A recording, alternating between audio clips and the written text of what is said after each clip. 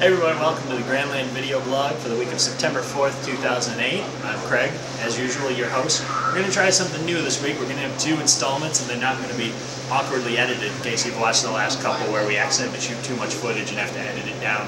We're just going to shoot 2 different video blogs. So this first one here is going to deal with Marvel Comics mostly. Got 4 books, 3 of them that came out this week and 1 that's a little older.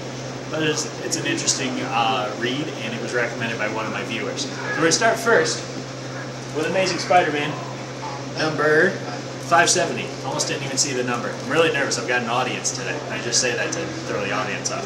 Part 3 of the New Ways to Die arc. Venom versus Anti-Venom versus Spider-Man versus the Green Goblin versus Menace versus everything that's been going on in Brand New Day is all thrown into this book. Of course, I'm going to tell you it's a good read because it's a good read. It's an excellent read. It's a very exciting book. I still love it 3 times a month. It's very, very good. This story arc is definitely something new and exciting and interesting. Not to say that anything else in Brand New Day hasn't been, but this is definitely kind of kicking it up. John Romita Jr. is back, which looks really nice. Dan Slott himself is writing it instead of just writing the spine of the book for other writers. I expected this to be a Venom versus Anti-Venom fight, and it's pretty much what it was. I didn't expect a lot of Green Goblin, Norman Osborn stuff. It turned out it was a lot of that. There was a lot of plot development in addition to fighting, and Menace showed up at the end, which will be very interesting to see next Wednesday. All over in the Spider-Man universe, Spider-Man Loves Mary Jane, number 2 of 5. I just noticed this is an of 5. It's a mini-series, not an ongoing series. And quite frankly, Terry Moore, I respect a lot of his work, but he's not picking up pace here. He only has 5 issues. He's all the way done with 2, and nothing has really happened. This is just a bland read. I have a bad feeling that they're just going to say, oh, well, it didn't sell well. This is miles behind Sean McKeever's first work on the book. He did like 18 issues and 2 miniseries. That was excellent. It was well done. It made sense. There were plot lines. This is just a lot of nothing going on. There really is no substance here. It's interesting. He's got the characters down. It's kind of like a Joss Whedon's Astonishing X-Men. You know, there's funny little quotes and people say certain things, and the characterization is spot on, but there's no plot. Nothing is happening to them, and they're not doing anything at all. So you're just watching them go through their day with nothing at all going on. It's painful to see a book that I enjoyed and I shouted from the rafters for people to read McKeever's run, and then it went on hiatus, and now Terry Moore's here, and Terry Moore is making an embarrassment of this book. Like I said, the first one was slow, and I was thinking maybe that was just because he was reintroducing the characters, hoping, to build it up for new readers, and the second one is just as bad. Not very well done. I'm still reading it, just kind of with a heavy heart, because I miss the good old days of Sean McKeever. Next book this week, Marvel Apes. Started as a joke from Marvel Zombies, and I told someone, one of our regular viewers, Blue Goblin, I told him over the course of the week, I said, either this book is going to be amazing or amazingly bad, and I was wrong. It's somewhere in the middle.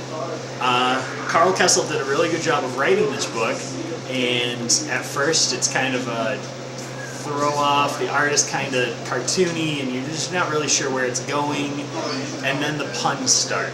And suddenly we're in the Ape universe, and we're in Monkhattan, and Spider Monkey is fighting Doc Ock, which is kind of tough to swallow. But then at the end, the book takes a serious turn, really good cliffhanger, and it looks like it's picking up. And it's only 4 issues, as opposed to Marvel Zombies, which was 5, and more and more and more and more. It's 4 issues, it's kind of light, it's fun, you get some good, monkey parody covers. I know there's one out there of Captain America 25 with the hand of Captain America that was handcuffed right when he dies. Instead it's holding a banana, which is going to be really funny to see.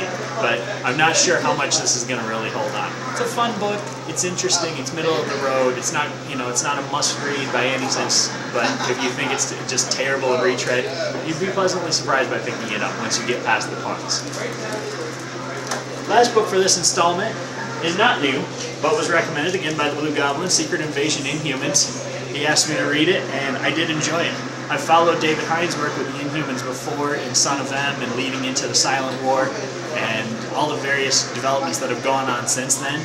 It's good to see that those weren't ignored in the Marvel Universe, because there was a good chance that they were going to be once Black Bolt got thrown into the Illuminati and they talked about the Inhumans all over the place. Really well done. Pokaski, who's the writer, and I don't even remember his first name. I haven't read anything by him. I believe this is the first work I've read by him, and maybe the first work he's done in the Marvel Universe. But it's very well structured, well planned out.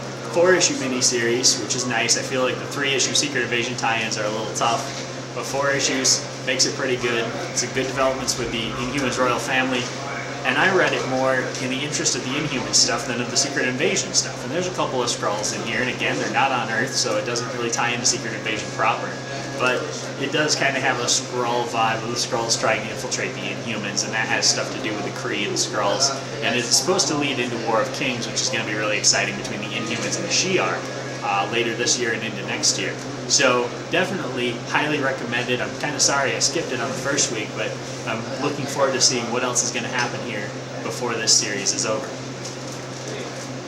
That's it for this installment. Stay tuned for the next installment, which will include reviews of Fringe from Wildstorm, Detective Comics, and an old book from Image called Red Mask from Mars by Jonathan Hickman. See you next time.